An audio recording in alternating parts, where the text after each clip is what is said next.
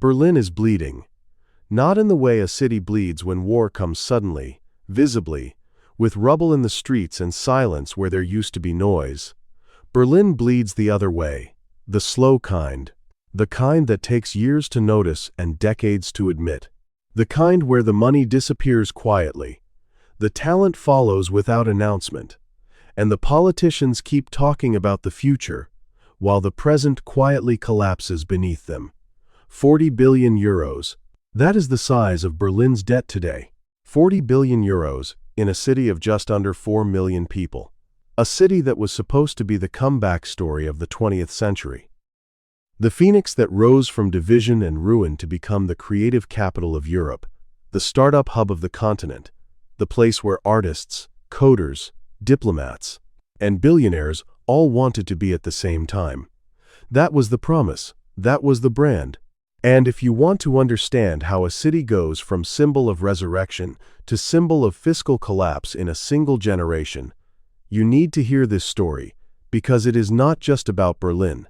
It is about every city that confused cultural cool with structural health. And there are more of them than anyone wants to admit. If you want to watch empires fall in real time, before the world catches on, subscribe.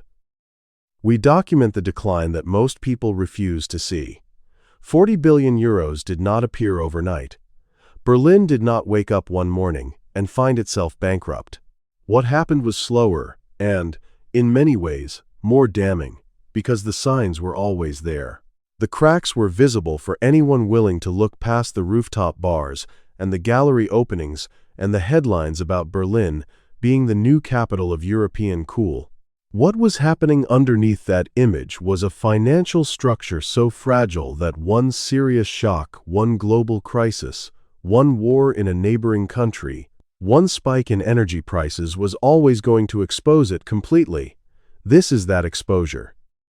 To understand where Berlin is today, you have to go back to where it started. Not 1989, though that is the obvious chapter. Go back further, to the fundamental problem that reunification created.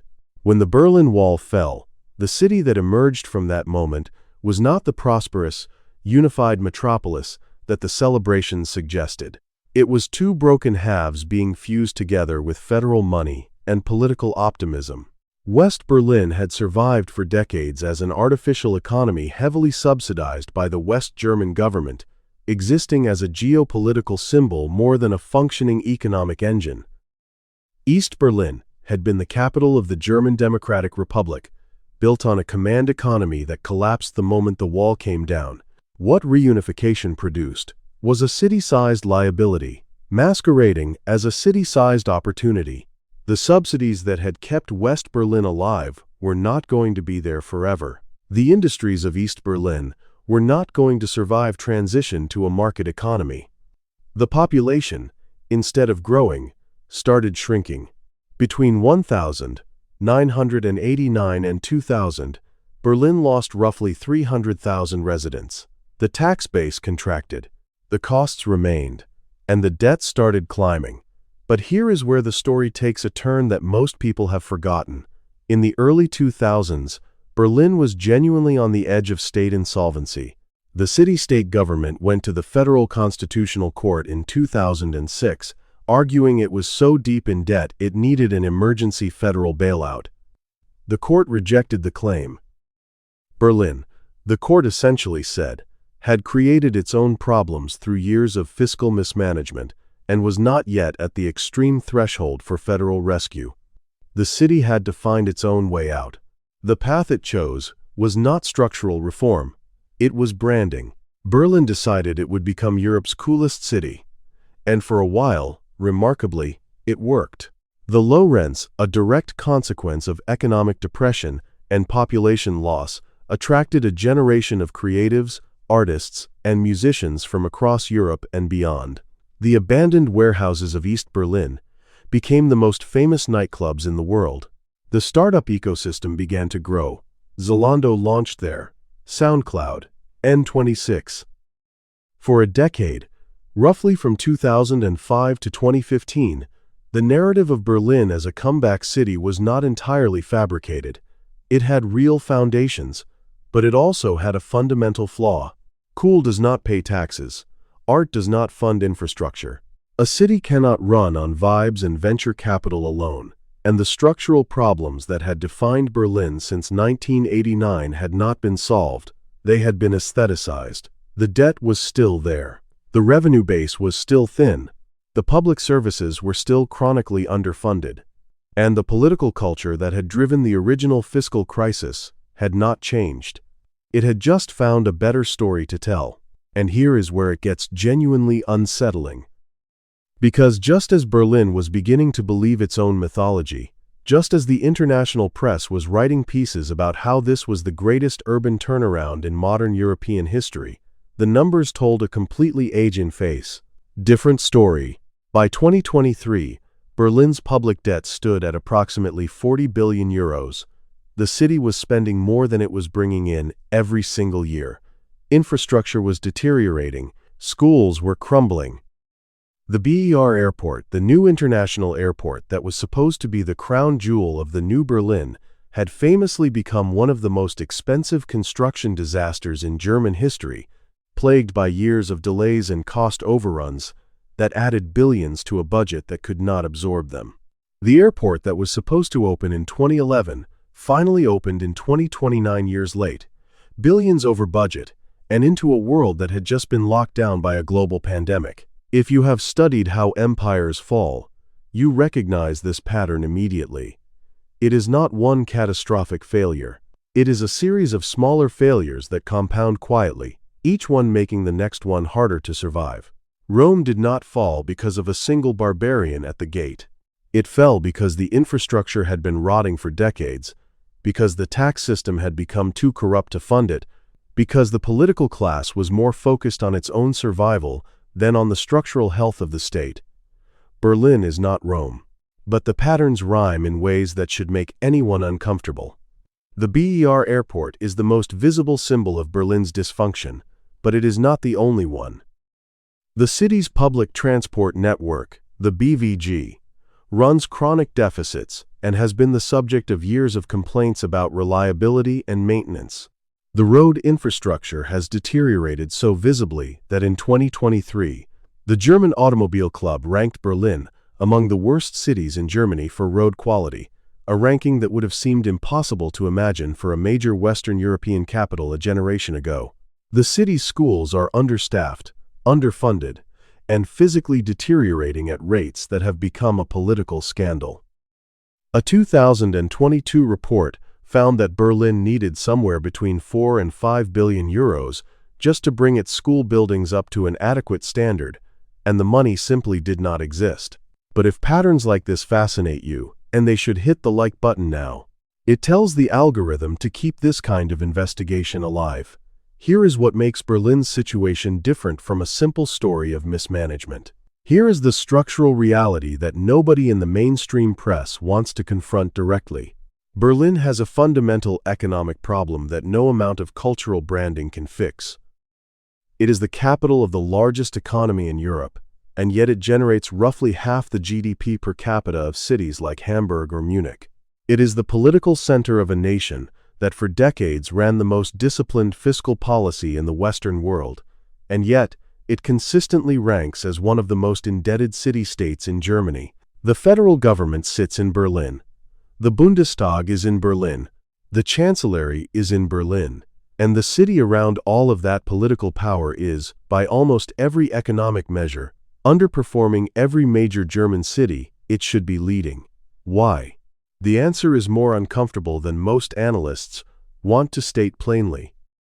Berlin became addicted to transfer payments, money flowing in from the federal government and from the German states through the Länderfinanzausgleich, the fiscal equalization mechanism that redistributes wealth between richer and poorer German states. Bavaria contributes billions every year. Baden-Württemberg contributes billions. Berlin receives. Year after year, Berlin has been among the largest net recipients of this equalization system, taking in money generated by the economic engines of southern Germany to fund a public sector that grew beyond what the city's own economic activity could ever have supported. That is not sustainable. It was never sustainable. And the political will to say so publicly, to tell Berliners that the city's public sector had expanded far beyond what a city of its economic productivity could afford, has been almost entirely absent from the city's political discourse for 3 decades. The startup mythology helped suppress that conversation. When Zalando went public and N26 raised hundreds of millions in venture capital, it was easy to argue that Berlin's economic transformation was underway, that the tax revenues from a thriving tech sector would eventually close the gap. That argument is much harder to make now. The European tech bubble that inflated through the years of near-zero interest rates has deflated sharply. The Berlin startup ecosystem, which was always more dependent on cheap capital than on genuine productivity, has contracted significantly. Layoffs, office closures, and a sharp reduction in venture capital flowing into Berlin-based companies have been consistent features of the post-2022 landscape. The economic miracle that was going to rescue Berlin from its fiscal problems has not arrived. And the debt is still there, compounding quietly. There is a detail here that captures the situation with a precision that statistics alone cannot. Walk through certain neighborhoods of Mitte or Prenzlauer Berg today, neighborhoods that were epicenters of Berlin's creative renaissance, and you will notice something that longtime residents have been remarking on for years. The texture has changed.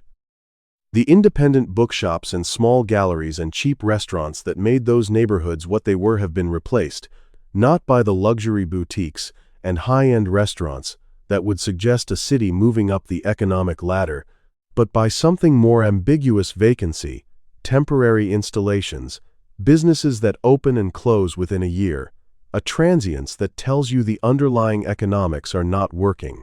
The cool has gone slightly flat, not dead, not gone, but hollowed out in the way that only happens when the financial substrate beneath a cultural scene stops working. This is the gentrification paradox in reverse. Cities like San Francisco or London were destroyed economically for ordinary residents by too much money flooding in. Berlin is experiencing something subtler, and in some ways more alarming. It drove up costs enough to displace the creative class that was its only real economic differentiator, without ever generating the kind of high-end economic activity that would justify those costs. It got the worst of both worlds. Expensive enough to lose what made it special, underpowered enough that the money that did come in was never going to solve the structural problem. A former city planner, speaking to journalists on Background in 2023, described Berlin's situation in terms that deserve to be quoted carefully. The city, he said, had spent 30 years building an identity without building an economy. Identity is not a budget. Identity does not pay for new schools or repaired roads or a functional public transport system. At some point, and that point, he suggested, had already arrived, the gap between the identity and the reality becomes so large that it starts to undermine the identity itself. That is the moment Berlin appears to be in right now. But the story does not end with the numbers, because what is happening in Berlin is a proxy for something much larger. Germany itself, the country, the national economy, the post-war industrial model, is facing a structural reckoning that Berlin's crisis anticipates in compressed form. The German economic model was built on cheap Russian energy, export-driven manufacturing, and fiscal conservatism at the national level that papered over structural imbalances at the regional level. 2 of those 3 pillars are now gone or severely compromised. The Russian gas that powered German industry for decades has been cut off.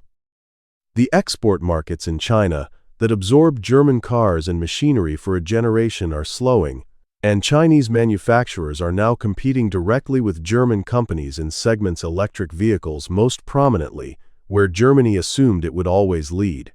The structural conservatism that was supposed to provide fiscal stability never fully applied to Berlin, which operated as a kind of exception to the German fiscal rule, a city-sized acknowledgement that political importance and economic productivity do not always align. What happens to Berlin next is not a local question. It is a leading indicator. Because, if the capital of Europe's largest economy cannot find a way to close the gap between what it spends and what it generates, If a city of 4 million people in the heart of a wealthy continent cannot make the fiscal math work after 30 years of trying, then the questions that raises about other European cities, other regional economies, other places that have been living on transfer payments and cultural branding and borrowed time, are questions worth asking very seriously. History is patient. It has seen this before. Not in Berlin, specifically Berlin as young as cities go, a comparative novelty in the long catalogue of urban rise and fall. But the pattern is ancient. Constantinople sustained itself for centuries by taxing trade it no longer fully controlled, by projecting an image of imperial power it could no longer fully fund, by telling a story of civilization and grandeur while the fiscal foundations quietly eroded beneath it. The end, when it came, surprised almost everyone who had not been paying attention to the structural details. Berlin is not going to fall the way Constantinople fell.